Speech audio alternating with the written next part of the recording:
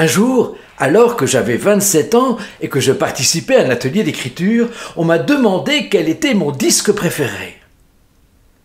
À la stupéfaction, vraisemblablement, des autres participants, je n'ai pas hésité à dire « Le dégoût » d'Alain Souchon.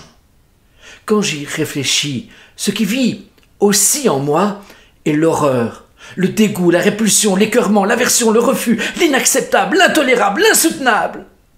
Les larmes. Je pense, bien sincèrement, que l'homme ne peut pas rester face à face avec lui-même sans tomber dans une forme de désespérance et de dégoût. En fait, ce n'est pas moi qui le dis, c'est l'effrayant génie de Blaise Pascal qui jette un regard cru sur la condition humaine. Savoir que l'on est peu ou presque rien et que c'est la mort qui, in fine, nous attend. D'où d'ailleurs le divertissement pascalien, ce flot d'occupation comme l'acte d'écriture d'ailleurs et de lecture en ce moment, afin de nous faire oublier cette condition humaine. Autre considération sur le choix de cette chanson d'Alain Souchon. Il faut accepter la vie dans toutes ses dimensions, ai-je toujours énoncé. Certes, mais à l'instar d'André Comte-Sponville, je crie, je hurle, qu'on ne me demande pas d'applaudir. Je le cite à nouveau, lui qui a connu la mort de sa fille à l'âge de 6 semaines d'une méningite foudroyante, lui qui a connu le suicide de sa mère. Voici l'extrait en question.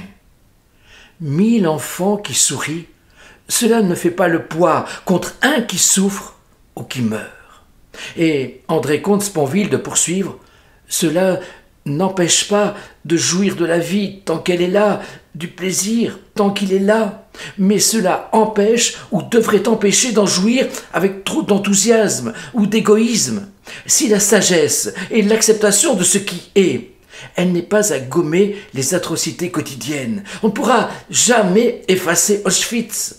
Comment peut-on accepter ces philosophies de l'acceptation qui sont des justifications, des glorifications ou des célébrations de tout, même du pire, et plus encore de donner raison à Dieu.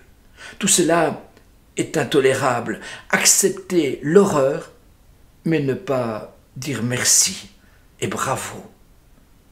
Bien sûr, ce dégoût n'implique certainement pas le renoncement à l'amour, à l'amitié, à l'empathie, à la compassion. Aimer la vie, c'est l'aimer dans toute sa totalité. Bonheur, malheur, tristesse, joie, plaisir, souffrance, extase, volupté et dégoût.